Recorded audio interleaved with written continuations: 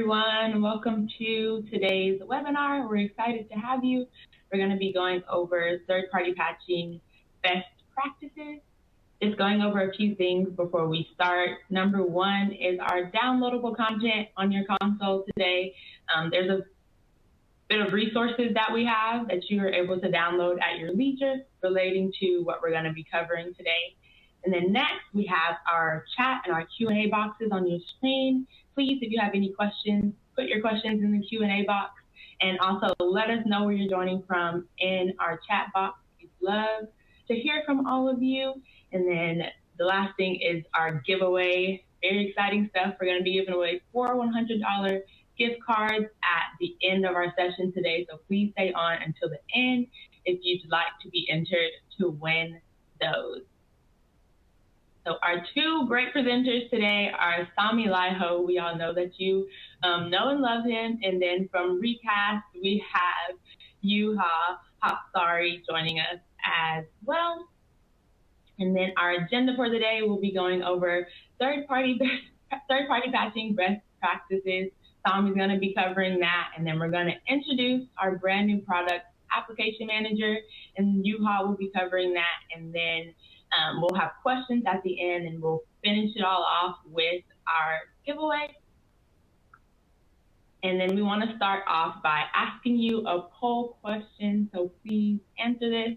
The question is, are you currently managing third-party patching manually or with an application? We'll go ahead and give you a few seconds to answer that question, and then we'll hop right in with Sami here.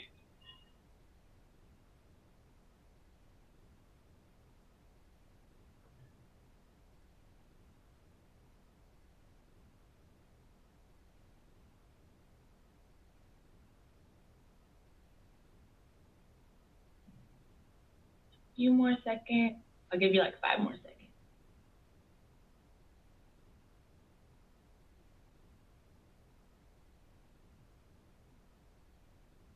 Okay. Our results. 33% of you said that you do it manually, and then 66% say that they do it with an application. So thank you all. We'll give it right over to Sami. All right. Hey, everyone. Super happy to be here, and thanks for the invitation. I am going to go through a little bit of my personal experience on what's the threat landscape been like for the last few years, and also talk a little bit about how I would love to see the whole patching mechanisms be different than they are currently. So first of all, I have some magic numbers from 2022. The first one is 2 hours. The 2 hours means the time that it takes from the first contact of an enemy into your environment from that point when they first get access to your environment to the time when they reach domain admin. That's an average number. Sometimes it takes a lot less, sometimes it takes longer, but that's still an average. So 2 hours is the time that it takes for them to get full control of your environment. People ask me constantly on what I do nowadays with my title of Chief Research Officer, and I always tell people nowadays, this feels a little bad because it feels like I'm giving up a little bit, but my job nowadays is to try to extend that 2 hours as much as I can so that your Security Operations Center has enough time to catch the threat before they escalate. And why do I say that it feels a little bad is that I've grown up and I've built my career going into customers' environments and telling them that I'll be here helping you so you won't get breached. But now with the mentality of assume breach, it in a way feels a little bit like giving up, because I go into customers and say that I'm just here to extend the time it takes for them to actually gain more control of your environment. Now, the other number there is 180 days, and that 180 days is a little bit funny compared to the 2 hours, because the 180 days is actually the average time that they use before they do anything. So they could take you down in a matter of 2 hours, but they normally on average only do it after half a year. So they lurk in your networks for that time. Well, not necessarily. It's more to do with the fact that the whole business of ransomware is changed heavily. So when we used to have ransomware gangs that we very rarely see attacking environments, instead of that, it's done by affiliates that just pay a certain portion of the ransom to the ransomware gang. And they also, a lot of this 180 days is because of the fact that they actually get most of their money from reselling access. So they find access to your environment and then they sell it to someone else to actually use it and attack against you. Now, 2% of victims, that's a horrible number. I feel horrified every single time I'll tell the story. But even with all the GDPR rules in Europe, for example, where we are getting fined if we don't notify officials that we've been breached. Mostly why I'm saying Europe is because the GDPR is in place in here, and most of my customers are still either European or, well, yeah, let's say most of them are still European. So the numbers are more from Europe, but if last year we had 180 cyber attacks happening to customers, only 3 of them decided to go public with it. So if you see me on Twitter every single day posting a tweet about a ransomware attack happening somewhere, successful ransomware attacks, that's really the tip of the iceberg, because there's actually 177 more attacks happening. I don't understand the whole thing, because if you think about a bank, if someone robs a bank, no one's going to blame the bank. But yet this has some sort of a stigma to it, and people are not willing to tell anyone publicly that they were breached. Our legal representatives would tell everyone that you have to do it, but it's the call of the customer at the end of the day, and that's just a horrible, horrible number. If we, oh, sorry, we have a poll question here as well. So, have you ever had a security incident because of unpatched software? I'll take your vote on that. I forgot the poll questions completely. And then we'll see what we can have on the results. That would be quite fun compared to the previous conversation. Like, how many of you would be willing to say that you had?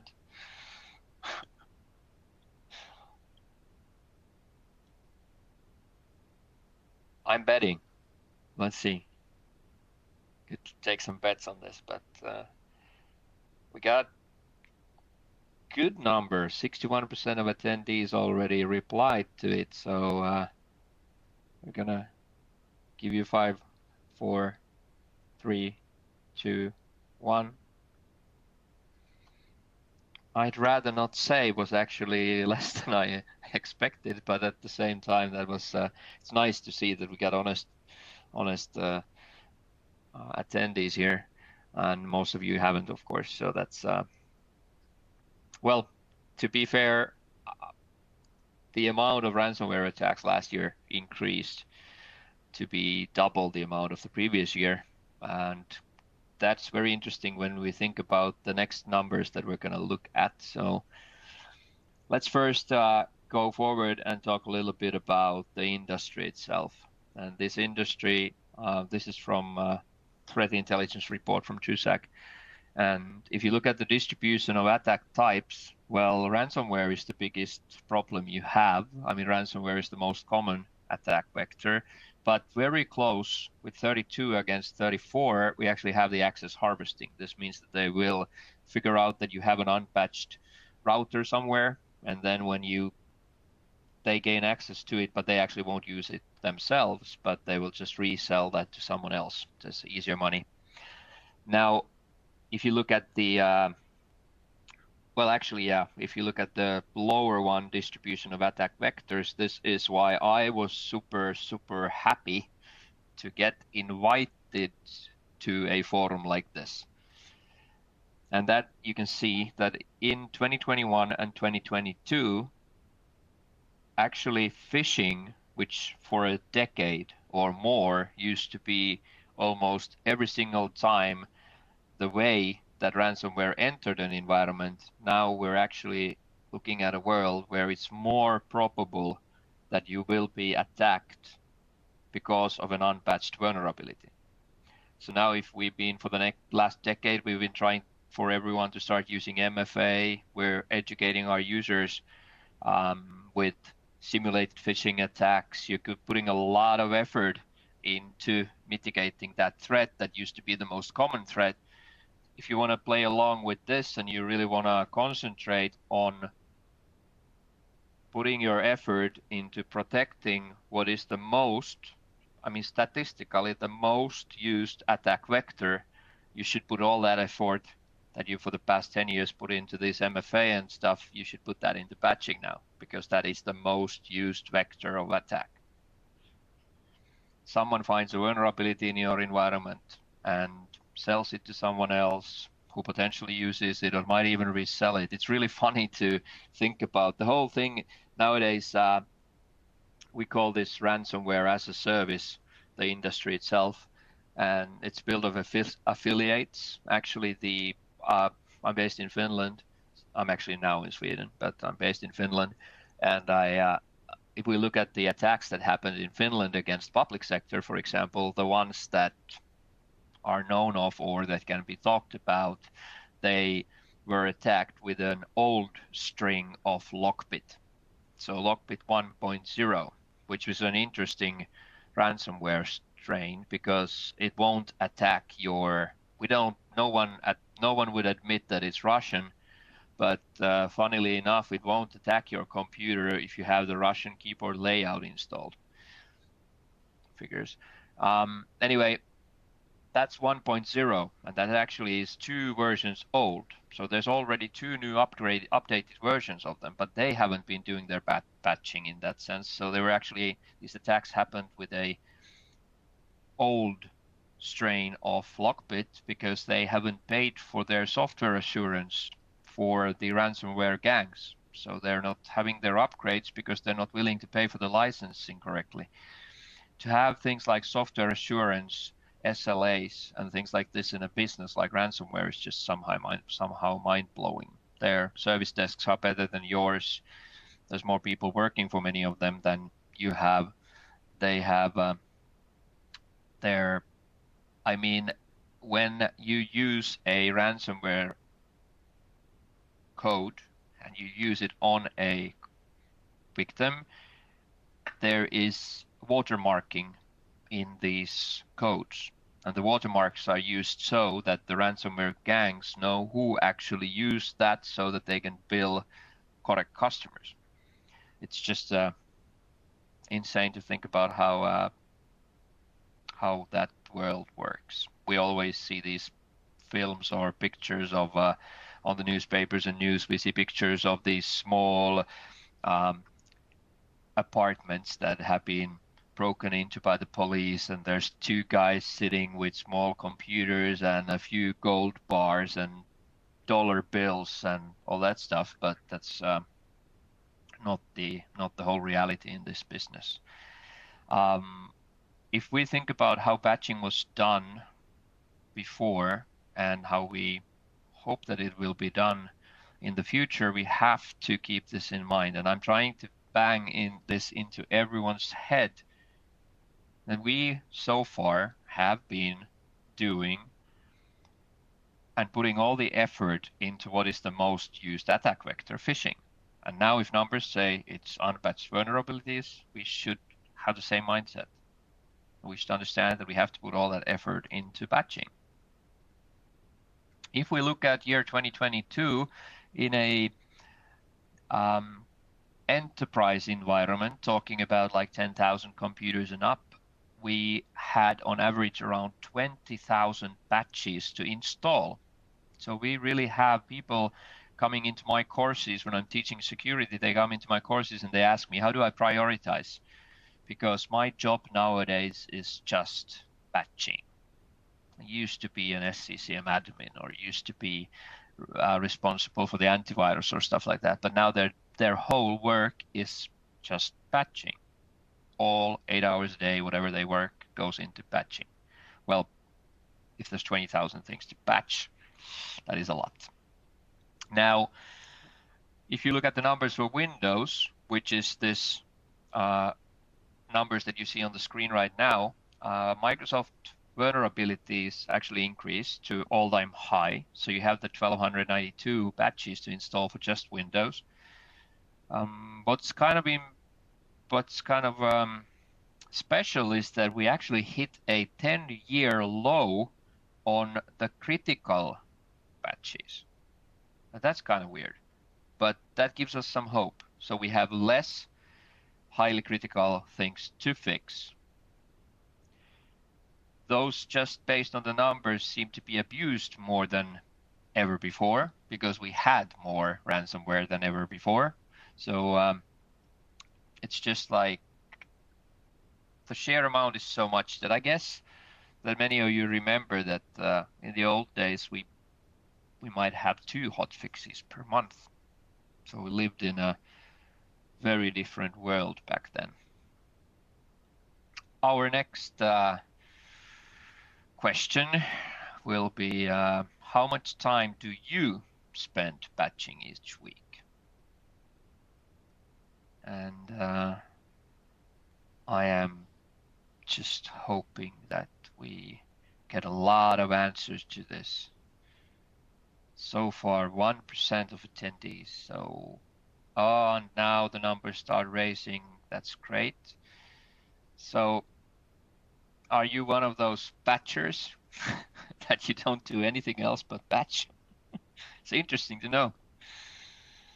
But maybe we can figure out some priorities based on the numbers that we just spoke about. So I will give you some advice on the prioritization as well. That's the comment. That's the question I always get.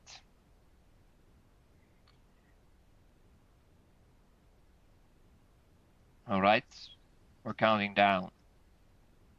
5, 3, 2, 1, and our results are in. And 39% of you say it's 1 to 3 hours. Not sure. I mean, probably the next question should have been, do you feel that that's too much? Are you getting to concentrate on your actual work, or are you doing things that you were not supposed to do? That would be a kind of an interesting conversation as well, because of course some of you might see that this is perfectly fine, and some of you might totally disagree. We have 28% for more than 6 hours. That starts to sound like I would be amazed if you would be happy about it. 3 to 6 hours with 20% of you, 0 to 1 hour, 10% of you, and a few who would rather not say. Okay, but hey, this is just perfect lead in to the next slide. Let's discuss this a little bit. I have a very strong background in administration. I've been an admin in a US company with more than 40,000 computers since 1996. And I've been teaching and consulting security for my main job for maybe about 8 years now. So I have both backgrounds, both the people who are the ones who are just wanting to patch, and for those people who know that the patching can't stop production. So one thing that currently is usually the state of business is that your boss will make sure that you understand that whenever you patch, it cannot break production. If you patch a server with Microsoft upgrades very fast and you have to revert it, even if you have a fast revert, let's say in total everything goes back online, and let's say you do like an hour of downtime, maybe 2 hours of downtime, and that's considered the worst case scenario by many managers. They think that you're responsible for breaking the production. And I totally feel you. I'm also responsible for a clothing factory run by my family in Finland. Perfectly understand. If production goes down, we usually get the blame if it's because of those bad fixes. I do understand that we have systems. I just met a customer with 2 VMS servers that haven't been rebooted in 10 years. So, of course, there are different kinds of environments. But the mentality itself is the one that I want to change. Now, currently, we test the patches, okay? I'm relatively sure this is the case for most of you. So you install the patches on certain machines, test if things break or not, and then you start distributing. And this might take a long time. This might take, on average, it's actually critical patches. It's from 2 weeks up to a year. That's just statistics, so that's what the current situation generally is. What I want you to start doing, think about back in the old days when we had antivirus definition file updates. Finland, most used F-Secure, whether it was F-Secure, Symantec, McAfee, whatever. And I remember the time when we actually did that. We would first distribute the definition file upgrades to a test batch of computers. Many times the IT department would be the test guinea pig here. So you would first roll it out to those machines, and if it didn't break anything, then you would roll it out to everyone. Now, honestly, I would be willing to bet that none of you does that, except for OT environments. In some cases, yes, I know that because I've seen that. But I mean, your antivirus upgrades all the time because we have more than 1 million pieces of malware samples, new malware samples found per day. There is absolutely no way that you could do this. Now, if you look at the numbers, nowadays we start to have more new patches in a month than we, like 10 years ago, had new malware samples found per year. So we have to start looking at this more like that. You have to. I'm gonna build T-shirts just for this, and I'm gonna have T-shirts that say "Patch more, test less." We are going to have to automate this. There's no other way of fighting against the most common attack vector. Now, if you have this worst case scenario where you take down your network for an hour because of a server failure, because of a bad hotfix from Microsoft, for example, that's a control situation. I mean, you're in control of this. You installed something, you are on the lookout for something bad happening, you know how to revert, you have snapshots, you have backups. Now what we need to get, and I will try to help you as much as I can on every big stage that I will get on for the next some years, I will talk about this. So I will help you as much as I can. And this means that I need to change the manager's mindset into the fact that we'd rather take a controlled 1 hour hit than a completely uncontrolled downtime of a month. Publicly available information, Finland, a big multi-billion-dollar company that was preached last year, just before Christmas, 1 month downtime. We're talking about millions lost. So your boss should be sleeping their nights better if you take down your servers for an hour, because they know that now that you took them down for an hour, that means that you will probably not be down for a month. But I know, I'm not hallucinating here completely, but I know it's difficult. I mean, it is possible, but it takes a lot of work, a lot of teaching to get people's mindset corrected, so that you'd rather take that 1 hour controlled hit compared to a month-long uncontrolled ransomware attack. Critical patches, I say we have a rule. I have a rule for my customers. If you have critical patches, or if you have a patch for anything that has a public IP address, you patch on days 2 or 3.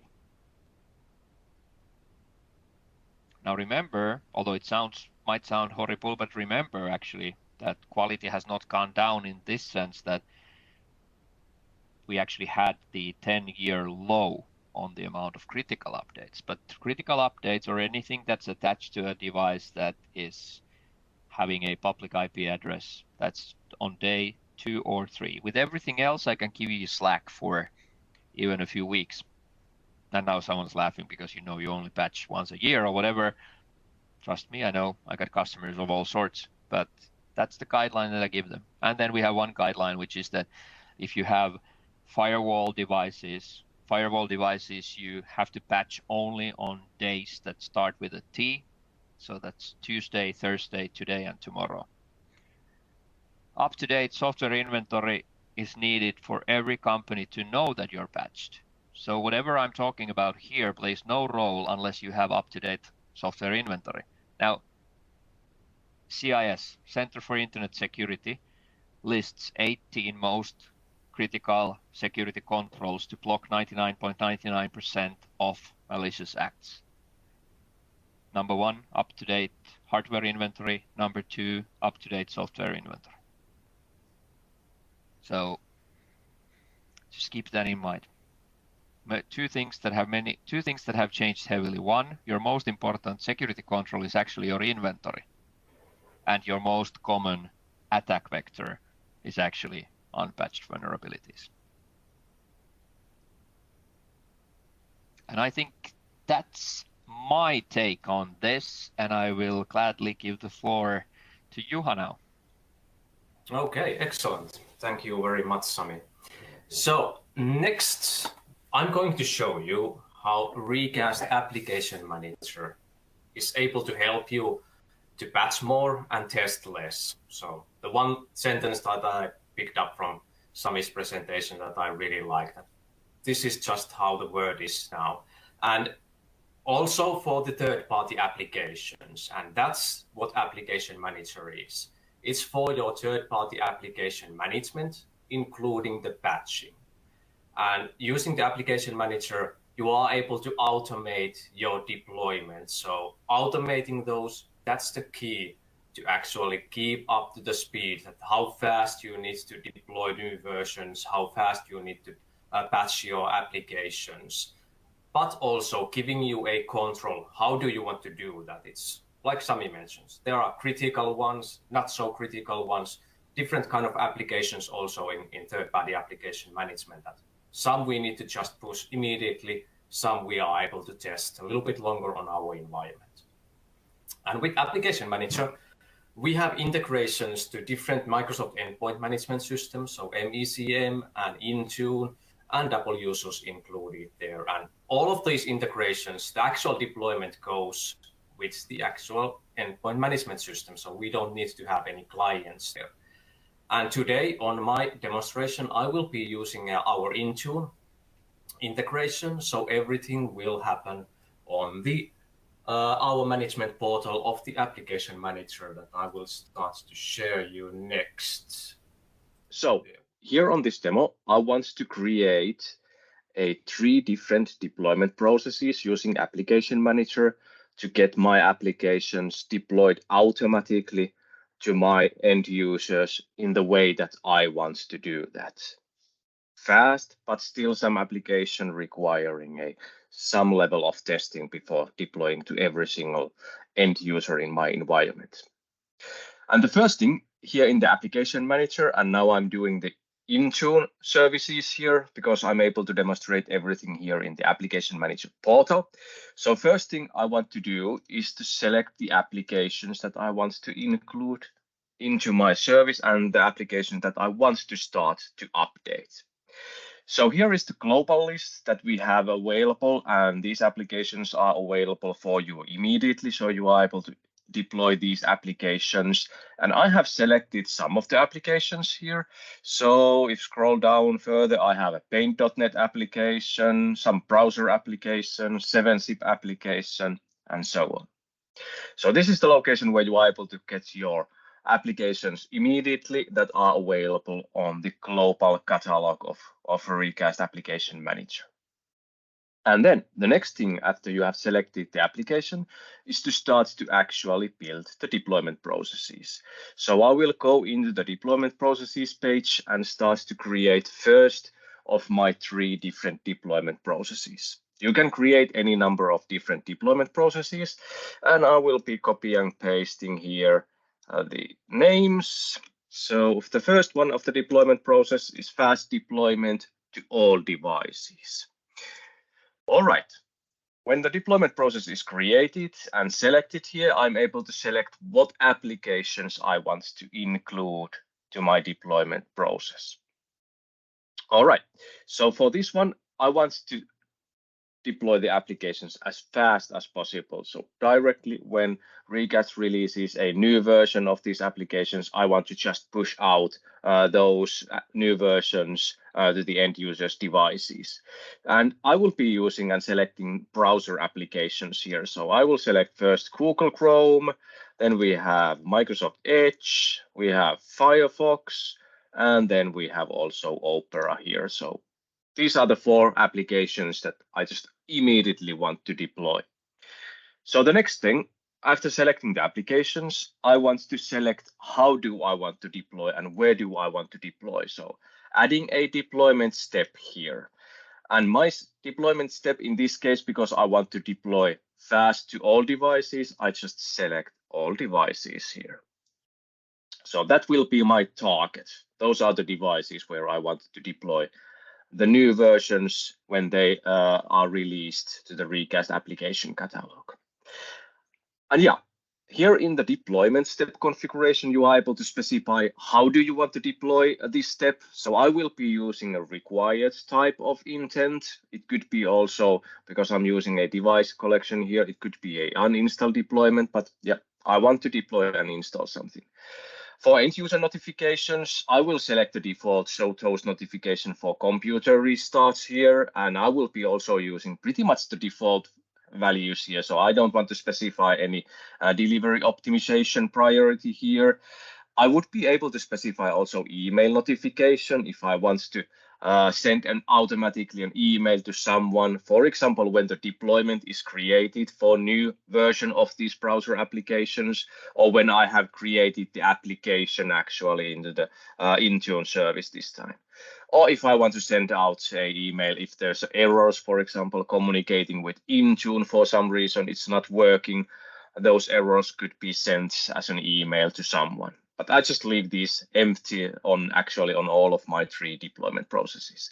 I will be also using the default restart settings that are provided by Intune. I don't want to change those here. But then on the scheduling part, I will make some changes, at least to the sum of the deployment processes. But because this is a fast deployment, I want to deploy immediately to all devices, these browser applications. I just keep the defaults here. So making the application available as soon as possible and also forcing the installation as soon as possible. So the installation deadline is also as soon as we are able to just add the application to the Intune environment, the Intune will then automatically start to deploy the application there. So this is pretty much the only deployment step for my fast deployment to devices. So this really makes these browser applications to follow like that's more testless idea there, because we are just immediately pushing out the applications there. The next one, I just once again copy and paste here, is a normal deployment. So this is the name of the deployment process. And when I select the deployment process, it's probably going to ask me that because the fast deployment I created, I didn't click the deploy now button. So in that case, the deployment process will wait until a new version of those applications is released, and then the deployment process is executed. So now it just verifies me that are you sure that you don't want to run the deployment process immediately. I'm able to click no in this case to just able to start to edit the new deployment process. And on the applications page for the normal deployment, I will select, I have applications Jabra Direct, so I will use that. And then I have the 7-zip. So those are the 2 applications that I want to use like normal deployment process there. And then what is my normal deployment process here? So it's a little bit different than the fast deployment. So now actually I want to do some testing, and once again copying pasting. So I have, oops. So now this one. So I have already created a Azure AD group called AM Demo Test Devices, and that contains all of my devices where I want to do initial testing of the new application version. So that's my first target for the deployment. So let's search for that group. And then when I'm able to find the group from my AAD environment, let's select that one and then specify how I want to deploy this group. So once again, I want this to be a required type of deployment and include, of course, so I want to actually deploy to the devices that are part of this group, not to exclude the devices from the deployments. So this is a required type once again, and I will be using the same configuration, showing the same notifications, same email settings and restart settings also.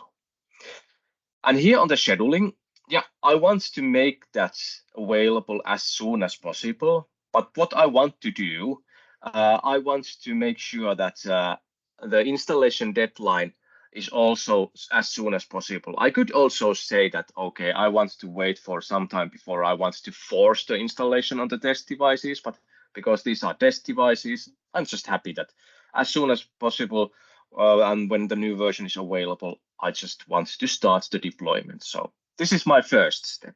So pretty much the same as in my first deployment, but not this time to every device. Now I'm targeting to some of my devices that are used to do the initial testing. Then the next step will be for all devices. So I will select that one. And then for the all devices, what I want to do in the configuration here, once again, the same required deployment type and all the other settings exactly the same. But what I want to do, I want to actually make this time application availability a scheduled one. So this would mean that before I'm even making the application available on the endpoints, I want to wait for a specific amount of days. And this time, yeah, let's use, for example, 5 days. That would be good. So that makes the process so that there's a 5 days time for the users that are using the devices belonging to the test group to report administrators or service desk the possible problems with the new application versions. So there's a 5 days time before we are actually starting to deploy to every single device in my environment. And here I would be also able to change this in the way that actually I want to make the installation deadline a schedule. So it's totally okay to say that application will be immediately available. And in case of Intune, this actually means that application download starts immediately. It's not visible in the company portal yet for the users. But I would be able to say also that I want to force the installation after 5 days. That would be totally okay also. But I want to do it in the way that I don't want to even start the deployment downloads after 5 business days or 5 days has expired from the release of the application. And here I want to use device time zone, and because I want to specify also a time that 11 a.m. I want to force the installations there on my every device there. Not needed to specify any time, but in this case, just as an example, I want to specify a specific time when I make this application available, then it starts to download the installation media, and then the installation deadline is as soon as possible, so it will start also the installations. Cool. So that is my normal deployment process. So now I have 2 deployment processes, fast and normal deployment processes, targeting different applications there. And once again, it's asking that do you actually want to go away from the normal deployment process before actually doing the first run of the deployment process, but that's okay for me now. So the next deployment process, I want to use available type of deployment, but still in the way that if I make the application available for the user, so they are, in case of Intune, they are able to install the application from the company portal application. But if someone decides to install an application, I want to make sure that that application on that device will be automatically updated when new versions are released for that application. So not to let the user to decide also the upgrades. The initial like decision that do I need the application, that's totally okay. But after that decision has been done, then I want to force the upgrades of that application. And for that, I'm going to use a feature called application groups here in the Recast Application Manager. Yep, I'm able to leave this. I don't want to change, save the changes there. So what I want to do, I want to create a application group, and this is basically combining or connecting Azure AD group to the installations and the devices where the users are doing the installations. And for that, I have created once again a group in Azure AD. So I will first search for that, and the group is already named with the application name. So Paint.net is the application that I want to use in this case to make that application available, but also force the installations of that applications in the devices where user has opted to actually install the application. So selecting that, and then the next question is that what application do you actually want to combine with this group? And of course, I want to combine the Paint.net application here. All right, and this makes the application manager automatically monitor the installation of the Paint.net application that I will make soon available for the user. And immediately when the user install that application to any of the devices that the user is using, those devices will be automatically included as a member of this Azure AD group.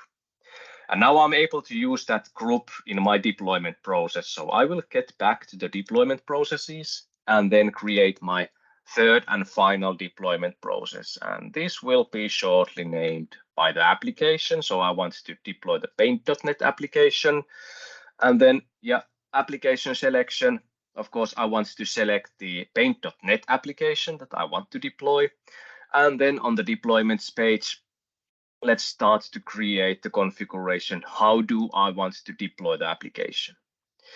And I will consider this as like a more like a normal deployment. So what I first actually want to do, I want to use the same test devices group to do the testing here for each new version that is released. So the first deployment step is once again to the same test devices. So I will select that one.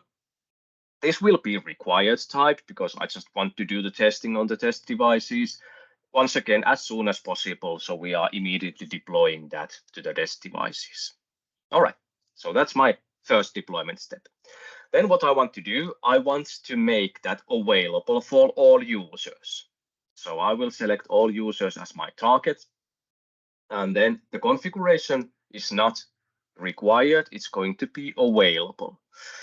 And when I want to make that application available for the users, I will select the scheduled one. And once again, let's use the same 5 days here. So that's the time when I want to make the application available.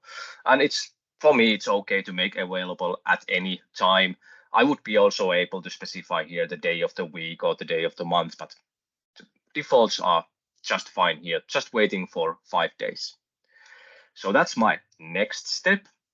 And now this would make the application just available. Of course, it would force the installation on the test devices, but then what I'm missing is the forced upgrade on the devices where users have already actually installed the Paint.net application. And for that, I will need a third step. And I actually want to use now the group that I just used also in my application group. So I will search for that. So this is the same group that we combined or connected with the installation of Paint.net. And this one actually contains all the devices where users have installed the Paint.net application.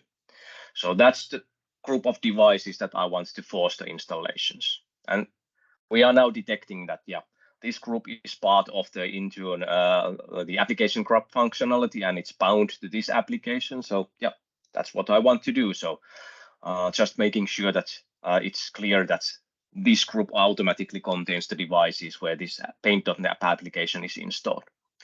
So here I want to do a required installation and using once again the defaults here. And now I'm able to say that, yeah, this will be as soon as possible because I'm already waiting in my previous step, the 5 days before I'm making the application available for users. So then this will be the next step, but this I'm able to do as soon as possible. And clicking the add button here, I'm able to see the simulated publish time. So if the paint.net new version would be released just now, these would be the times when the installation would be actually happening there. So immediately to the test devices, then we are able to see that there's a 5 days difference. So we are waiting for 5 days before we are making that available for all users. But then exactly the same time when we are making that available for the users, we will start to force the installation on the devices where users have already installed the previous version of the paint.net application.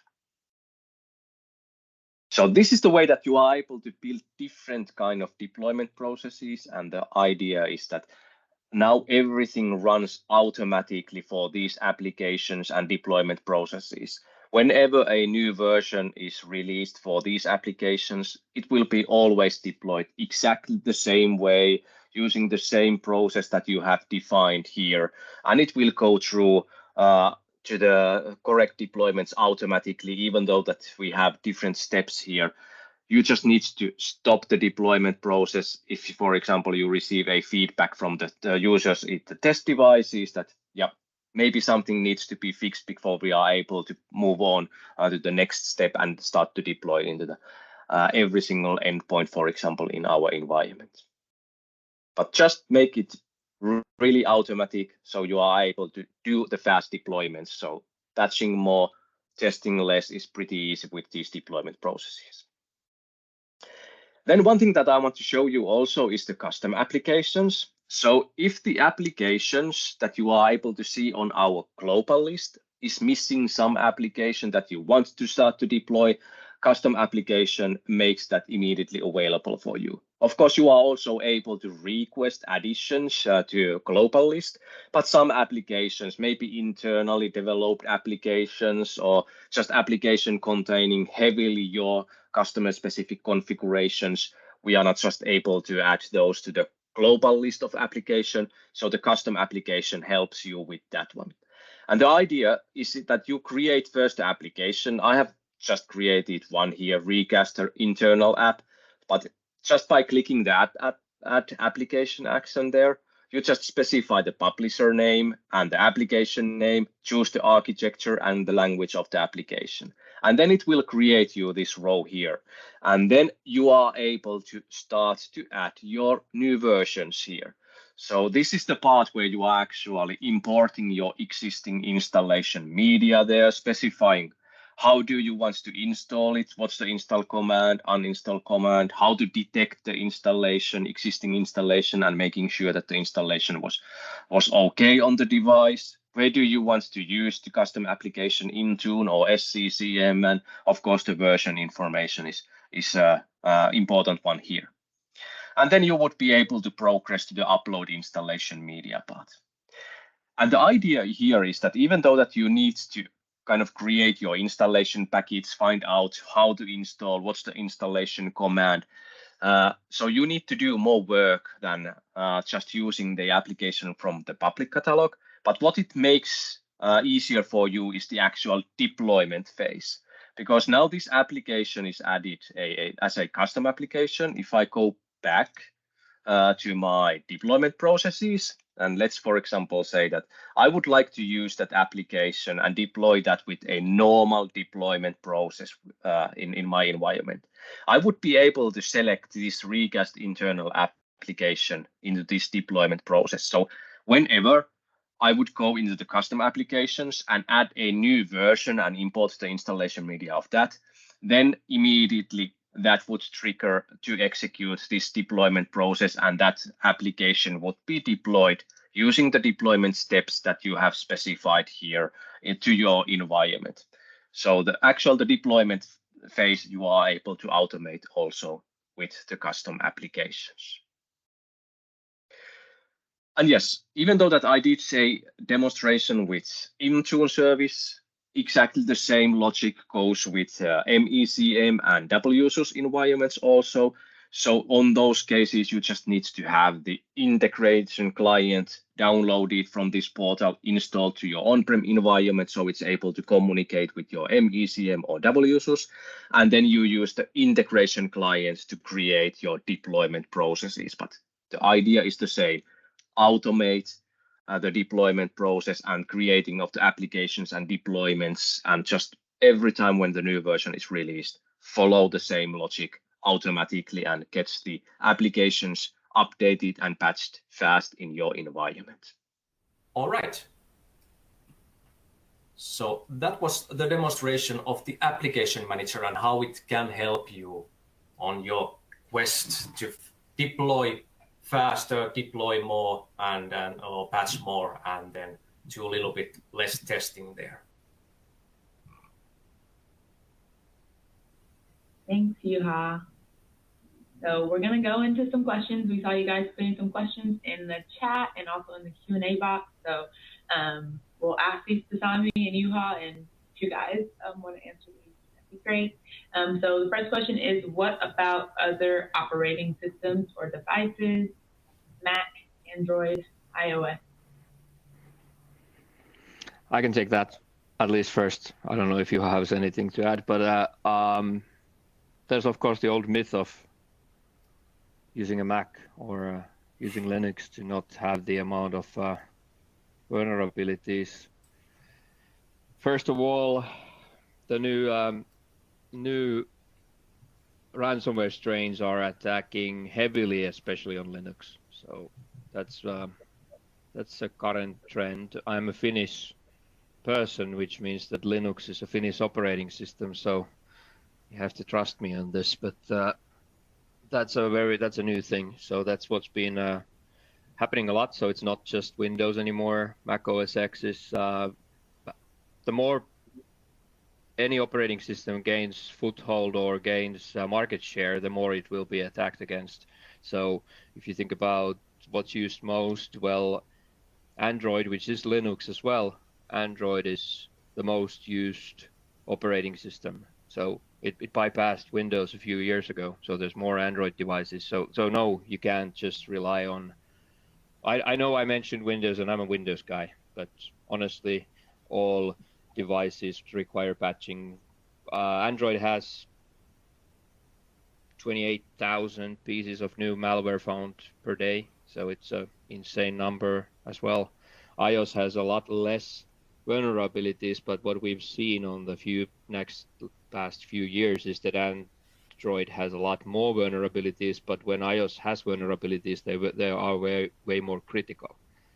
So patching in general, yes, does include everything. And of course, most of your devices with public IP addresses, they will be your routers, they will be your IoT devices, stuff like that. So firmware upgrades to anything. If we think about the big break-ins that I've been working with lately that I can talk about, a lot of these happen through camera systems. So very common attack vector. So a Linux-based camera system, and then from that unpatched camera to the camera recording server, and from there on forward to the actual internal networks and the Windows servers. Windows is the easiest to attack when it comes to lateral movement. So when you get inside a company, Windows is the easiest platform to escalate on. So absolutely not just the topic of general Windows operating system, but everything needs to be patched. And to be fair, the 20,000 that I mentioned there, that includes the devices as well. Yeah, and then I'm able to still, like on the third-party application patching with Application Manager. Currently, we are supporting Windows platform only, but I think the first one that we will bring up is with the custom applications, that you would be able to import your custom applications, for example, Mac OS X, and then use, for example, Intune to do the deployments there. But as we are using Microsoft endpoint management environments, the Intune is pretty much out of the box, the one that is able to support other than Windows operating systems. Okay. The next question, we've gotten this a few times, this is probably for you, Ha. How extensive is your application catalog currently? Currently, we have, if I remember correctly, about 250 applications in the catalog, and we have tried to push on the catalog the mostly commonly used applications, and we are expanding the catalog all the time. So we have been adding, like, I think almost 100 applications within past 4 months or so. So we are continuously expanding the application catalog. And then if the application is not yet there, and you are also able to request from us that you would like to add a new application, something is missing there. And also, if that doesn't make sense, you would be able to use your custom application to add your own applications there. Thank you. Next question, does this also get 0-day patches, and how quickly?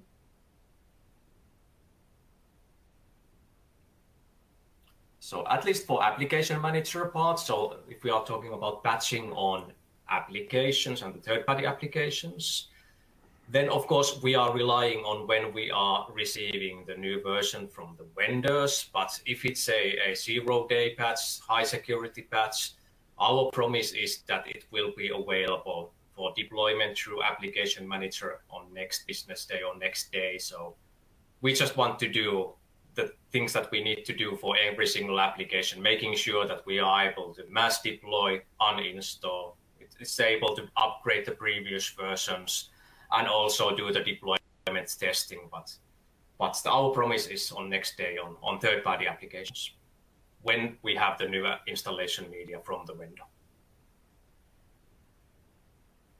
Thanks, you guys. So we'll end the questions there. We had a lot of other great questions, but we often will go through the questions later and send them in an email. So if you didn't get your question asked, no worries. We'll be sending out the recording, and we'll also try to answer some of your other questions in that as well. So we have one more poll question before we end the day. Thanks, Sami and Juha. So the question is, would you like to learn more about Application Manager at this time? I'll give you a few seconds to answer that, and we'll close out for the day.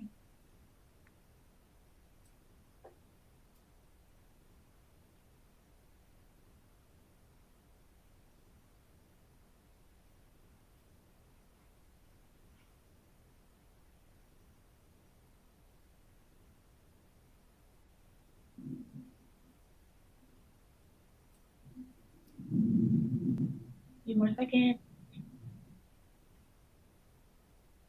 Okay.